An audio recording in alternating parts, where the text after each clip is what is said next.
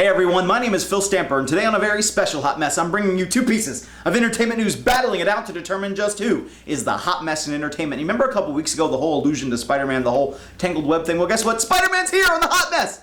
Yes, I know this is Green Goblin. Do not yell at me.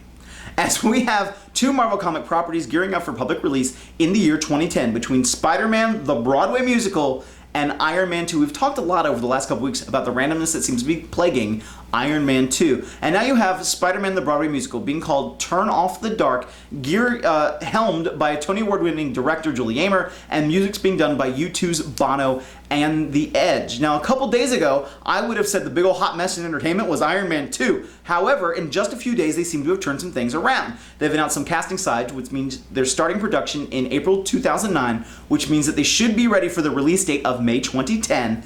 And they have announced the casting of this guy, Samuel Jackson. He's returning to the screen to fill the role of Nick Fury. Now, he's not only signed for Iron Man 2, he's also signed for the possible Iron Man 3, Captain America, its possible sequel, Thor, its possible sequel, The Avengers, its possible sequel, and his own standalone movie, S.H.I.E.L.D. So who loses? Who becomes the hot mess in the battle between Iron Man 2 and Spider-Man the Broadway musical? It's Spidey in tights on Broadway singing. And Samuel L. Jackson would totally kick Tobey Maguire's ass. And in other film news, reboots abound in Hollywood as we have the story, the Neverending Story that is being rebooted, as is The Nightmare on Elm Street. Now, Nightmare on Elm Street is starting its reboot filming on April 27th in Chicago. Meanwhile, The Neverending Story is going to try to appeal to fans of movies of the like of Lord of the Rings, Pan's Labyrinth, and try to grab in those fans and just hunker them in. But here's where some things get interesting.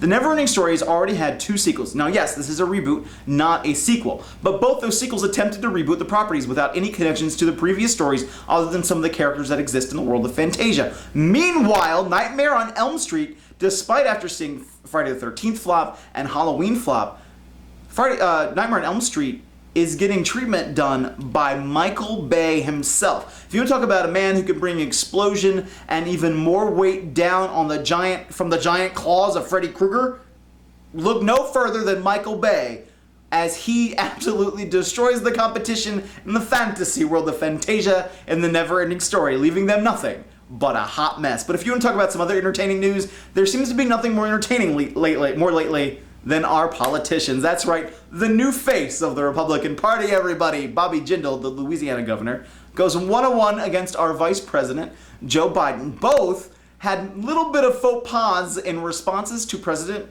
Obama's speech on Tuesday. First, as the new face of the Republican Party and possibly putting in a bid for a presidential run in the year 2012, Bobby Jindal, in the words of DJ Mike O'Mara, who's one of my favorite radio DJs, said he treated us like he was a kindergarten teacher and that we were his students. He talked down to us. It seemed very childish, very petty, and has gotten a lot of complaints against him from both Republicans and Democrats. Meanwhile, Joe Biden, the right-hand man of the president, couldn't remember the recovery.gov website. Now, he's got razzed by this a lot, even though Rush Limbaugh, when he tried to make fun of him, actually got the website wrong himself, called it .org. But this is the second time that he's had a little bit of a faux pas with the recovery.gov website. He completely forgot it one time and called it .com. And then the second time, most recently, he looked off camera and goes, what's the website number? That's right, he said website number. Now, of course, we know some politicians are not necessarily up to par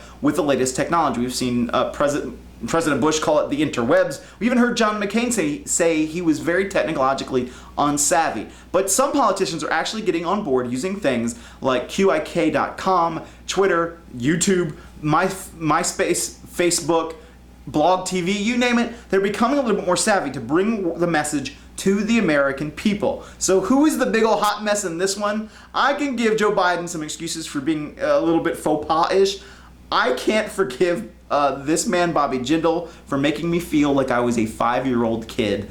Nobody talks to me like that at all and expects to get away with it. Bobby Jindal, you are this week's hot mess. That's it for this week's Hot Mess. What did you think about President Obama's speech? Leave your comments and questions below. Is there other entertainment news that you think I should be covering? If not, or if so, it was great talking with you, and I will see you next time.